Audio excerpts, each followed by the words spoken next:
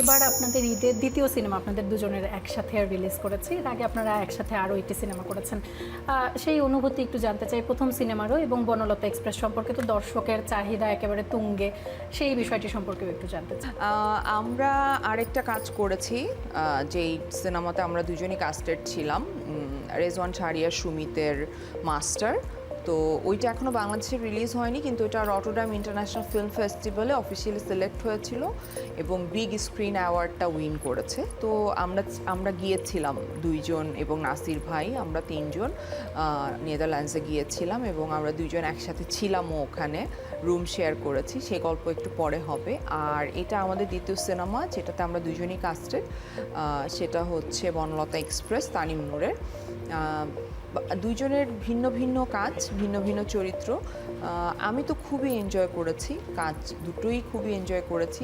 দুই রকমের, একদমই দুই রকমের কাজ, দুই রকমের গল্প, দুই রকমের ক্যারেক্টার, আর ডিরেক্টরও দুই রকম। বাট ভালো লেগেছে, দুইটার এক্সপেরিয়েন্সই অসম্ভব ভালো। আমরা এখন যেটা দেখি যে বন্ধুত্ব আসলে খুব বেশি দিন, আমরা বলি যে বন্ধুত্ব আসলে একটা স্বার্থপরতার জায়গায় এসে ঠেকেছে, সেইভাবে আসলে কেউ আরও কারো পাশে থাকে না। সেই জায়গা থেকে আপনাদের বন্ধুত্ব 20 বছরের। এই সময়টাতে আপনারা অনেক চড়াই উতরাই পার করেছেন, একে অন্যের পাশে থেকেছেন, এবং ক্যারিয়ারের এই লম্বা সময় অনেক স্ট্রাগল করেছেন ক্যারিয়ারটাকে এই জায়গাতে আনতে।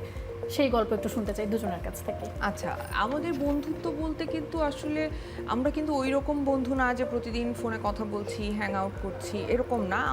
আমরা যখন লাক্সে একসাথে ছিলাম, আমরা প্রায় 4 মাস আমাদের ক্যাম্পে ছিলাম। আমাদের গ্রুমিং সেশনে আমরা সবাই একসাথে থাকতাম। কিন্তু আমাদের যেটা হয়েছে যে লাস্টের দিকে যখন টপ 10 টপ 5 হয়ে গেলাম, তখন তো আমরা একসাথে আরও ক্লোজলি থাকলাম। তো ওই সময়ের একটা ভালো আন্ডারস্ট্যান্ডিং হয়েছে, কারণ যদিও আমরা একটা কম্পিটিশনে ছিলাম, কিন্তু আমাদের মধ্যে ওই হিংসাটা বা ওই মানে পরশ্রী কাতরতাটা ছিল না। ফলের নির্যাস ও দুধের সমন্বয়ে পোলার টর্নেডো গ্রিন অ্যাপল আইসক্রিম। মন ভালো থাক। ঈদের সময় কি দেখা হয়? এমনিতে তো দেখা হয়। আজকে আপনারা সেটে রয়েছেন, আজকে ঈদের তৃতীয় দিন। এমনিতে কি ঈদের দিন দেখা হয়, বা এবারে ঈদে কি দেখা হয়? এরকম না, আসলে আমাদের বন্ধুত্বটা, আমরা আজকের প্রোগ্রামটা যখন আসছিলাম তখন আমি বলছিলাম যে এরকম কিন্তু না যে আমরা আসলে খুব সারাক্ষণ মানে দেখা হচ্ছে, কথা হচ্ছে, বা মানে হ্যাঁ তুমি বলো, এক্সপ্লেইন করো। তুই বল, কারণ আমি তো বলছি। ওরকম না হলেও বন্ধুত্বের আসলে আমার মনে হয় পারস্পরিক যে আন্ডারস্ট্যান্ডিংটা, মিউচুয়াল রেসপেক্টটা, যেটা আমরা প্রফেশনাল ক্ষেত্রেও মেনটেন করেছি, সেটা আমার কাছে জরুরি মনে হয়। বন্ধুত্ব তো আমরা এখন তো ফেসবুকে আমরা সবাই বন্ধু, আমরা কি বন্ধু?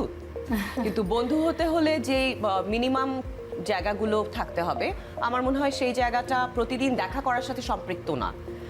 সেটা রেসপেক্টের উপর নির্ভর করে, সেটা এক একজনের আন্ডারস্ট্যান্ডিং এর উপর ডিপেন্ড করে, এবং অবশ্যই মানে এই ট্রাস্টটুকু থাকতে হয় মিউচুয়াল জায়গাটা। সেই জায়গাটা আমরা ক্যারি করেছি অনেকটা বছর ধরে। সেই জায়গা থেকে আমরা অবশ্যই বলতে পারি হ্যাঁ, উই আর ফ্রেন্ডস। এটা আরও রিয়েলাইজ করেছি আমরা যখন নেদারল্যান্ডসে একসাথে গেলাম, কারণ আমরা একটা ফ্লাইট নিয়েছিলাম যেটাতে 20 ঘন্টা ট্রানজিট ছিল। সো আমরা 20 ঘন্টা এয়ারপোর্টে, আমি, নাসির ভাই এবং মমো, আমরা শুয়ে বসে মানে খাওয়া দাওয়া করে, মানে কিছুতেই মেকআপ করে সেজে ময়েশ্চারাইজার লাগিয়ে ফেসে ইচ্ছা মতো, মানে হয় না যে এই সময়টাকে পার করেছি। তারপর আমরা প্রায় 11 দিন একসাথে ছিলাম। সো এক রুম শেয়ার করছি, একই বেডে মানে ঘুমাচ্ছি, মানে খুবই ভালো লেগেছে। মানে হ্যাঁ, আরো ভালো করে বোঝা গেছে যে না, এতদিনে এই সম্পর্কটা আসলে সতেজই আছে, এইটার মধ্যে কোনো ফাটল ধরেনি, বরং সেটা আস্তে আস্তে দৃঢ় হয়েছে এবং সেইটা একটা নির্ভরশীলতার জায়গায় গেছে। কারণ আমি এমন অনেক কথা ওর সাথে শেয়ার করতে পারলাম যেটা হয়তো আমি সচরাচর কারোর সাথে শেয়ার করব না। ও অনেক কিছু আমার সাথে শেয়ার করলো এবং আমরা প্রচণ্ড এনজয় করেছি। মানে আমাদের এই জার্নিটা আমাদেরকে আসলে অনেক কিছু শিখিয়েছে,